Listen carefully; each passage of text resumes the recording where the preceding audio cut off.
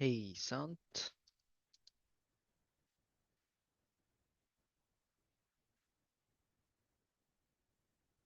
Sound check. Okay.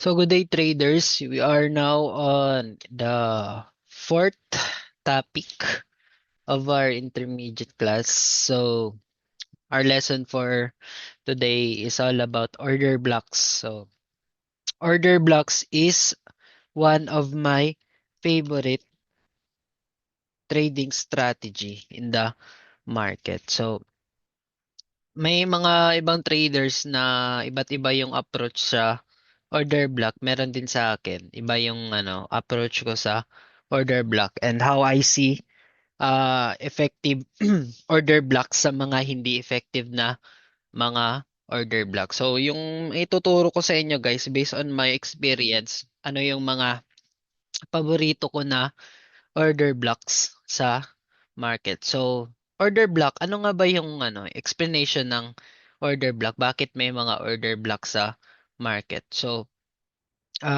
explain ko lang guys, yung order block kasi guys, ito yung mga traces, ito yung mga mga ah for me ito yung mga hudyat ng mga big institutional players. Ito yung mga tips ko na nakikita ko nga, may may institutional traders na involved sa market or the institutional traders or the professional traders are now on the market kapag may nakita akong ganitong pattern sa order block. So, meaning, the market will no longer continue in the uh, opposite direction. It will now reverse kapag may nakita na tayong order block. So meaning that let's say for example, we have a pile of a buyer's position, yung maraming guys, maraming ganito, maraming nakabay in that particular area. And then within this area, kapag na-reach na yun yung top, tapos may order block na nakikita within this area. For me, it is the signal for me to avoid buying on the market. Pwede na tayong mag-reverse trading kapag may nakita na tayong order block. So, ganun lang yung explanation ng order blocks, guys. Sila yung yung mga signal na yung mga professional traders are into the market na. So, for me, pinaka-effective way ko talaga kung paano mas spot correctly yung order blocks is in the higher time frame because dun tumitingin yung yung mga big players. Pero for me, in the 5 minutes because dito talaga ako mahilig mag-scalp sa market. So, order block guys, meaning kapag may nakita tayong very, let's say for example in the consolidation phase, ngayon, moving sideways, may nakita tayong isang malaking movement up or isang malaking movement down or up, ganyan. Meaning that the last candle right here, point right here, this is our order block. Magiging OB natin sila, order block. Okay, so what do I mean by that is that, let's say for example, may nakita tayong sideway movements, isa, dalawa, tatlo, apat, lima, ganyan. May mga consolidation phase na nagaganap sa market and we will wait for the market to burst or to move to make an impulsive moves just like this one. Okay. Yan. Nasa consolidation phase tayo, guys. And then kailangan natin malaman na yung professional traders or the institutional traders is entering the market na nandun na sila by seeing a very strong move or very impulsive move. Kita niyo yan guys, isang malaking up, isang burst up na movement. So meaning in this particular area right here, dito guys, ayan, merong big player na nag-trade dyan. Nandyan si ano, nandyan si, let's say for example, yung Bank of the USA. Dyan sila nag-trade. Okay, so for me, this is now a good opportunity or good spot na yung market dito has been block. Hindi na siya mag-go down. Hindi na siya aangat pa pataas, okay? So, yan. This is our order block. Order block. Meaning, may institutional players na nag-involved in this particular area. Okay? Nandiyan na si ano, si bank number one, yung pinaka influensive na market sa gold, okay? So, makikita natin yung mga traces nila kapag ka may makikita tayong impulsive moves. That is our order block. Meaning, kapag ka yung market is tumama dito sa order block na yan, ayan, umangat siya and then reverses, okay? Kapag ka tumama siya sa order block, guys, meaning yung mga institutional players is mag-trade within that particular area. They will go for longs in that particular area. So that is our signal to go long for the market. As you can see, dahil lang dito sa institutional player na to, ayan, dahil lang dyan siya, kapag ka na-retrace, bumalik yung price dito, marami ang nagiging participants sa market. Ayan. Kung kita nyo, umangat yung market ng malakas. Okay guys, so that is how to spot a good order block. So hanap pa tayo ng another example. Okay. Hanap tayo ng consolidation phase. Alright, so ayan, kita niyo ito guys.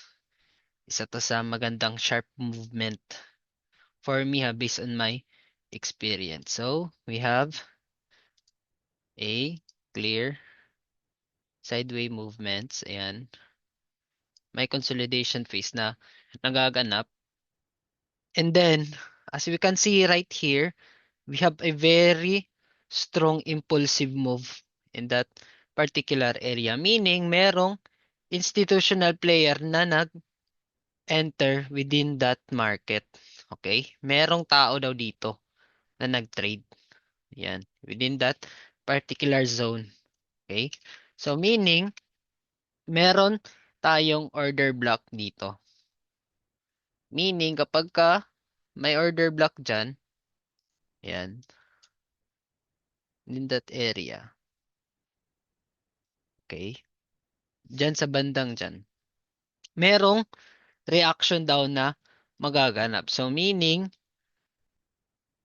kapag ka nag-down siya and then nag-retrace siya pataas, within that order block, merong reaction na magaganap. Pwede tayong mag-sell.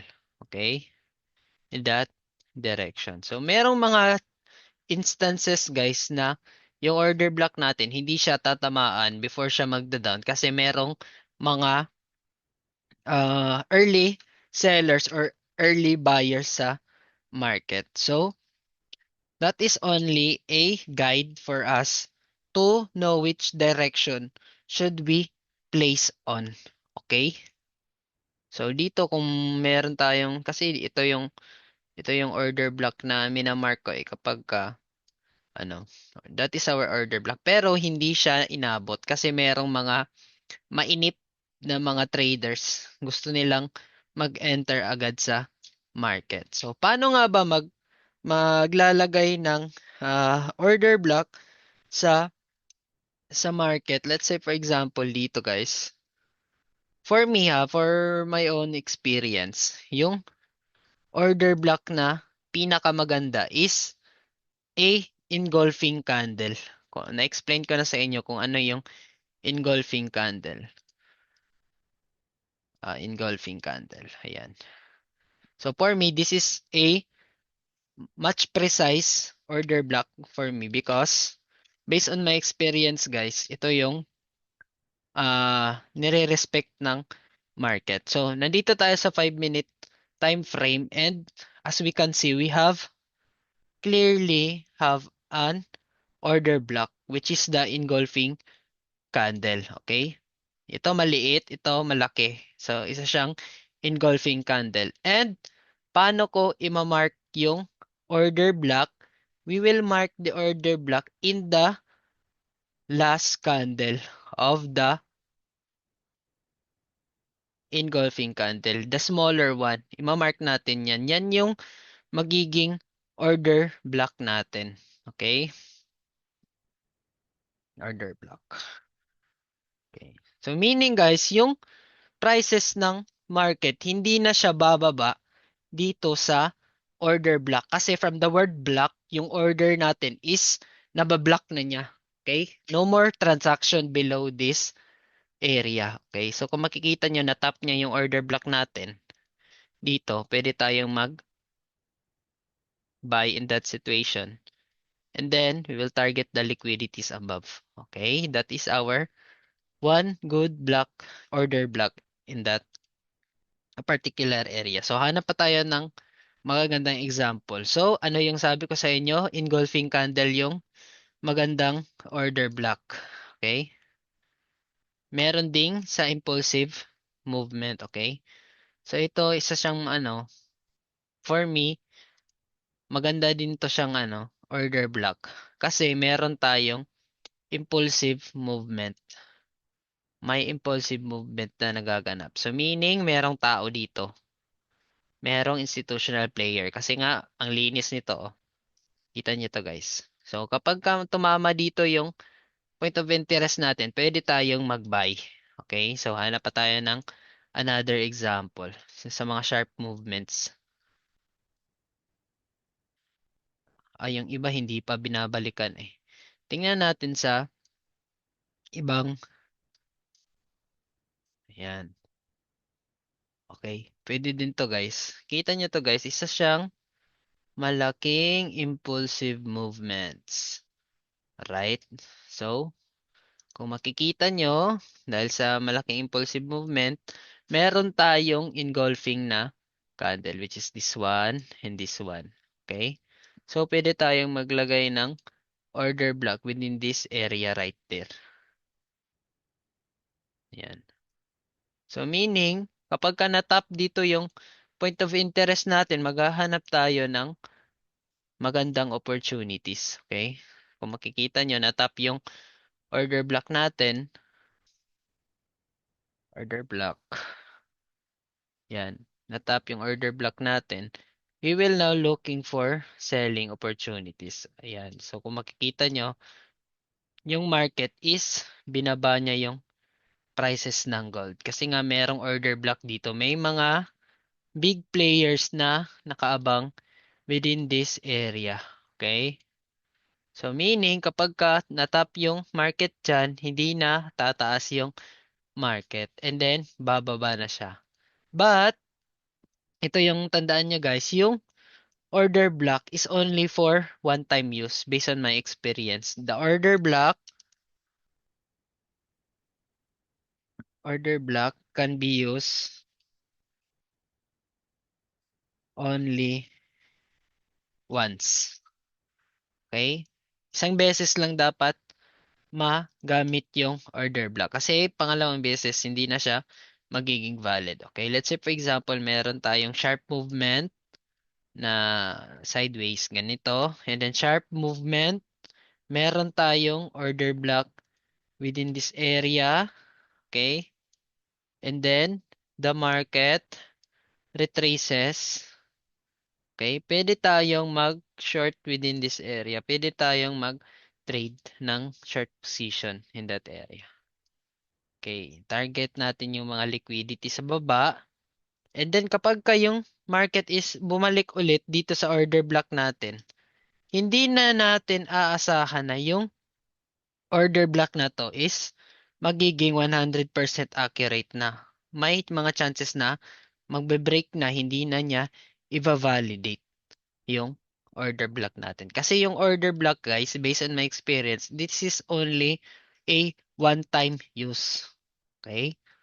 So, yan lang yung dapat tandaan nyo sa order block. Kasi in the next video or sa aking based on my own strategy, ito yung mas ituturo ko sa inyo. So, that's all only for the order block. No more fancy explanation. Madali lang naman siyang i-explain and madali lang siyang ispat sa market. So, see you in the next video.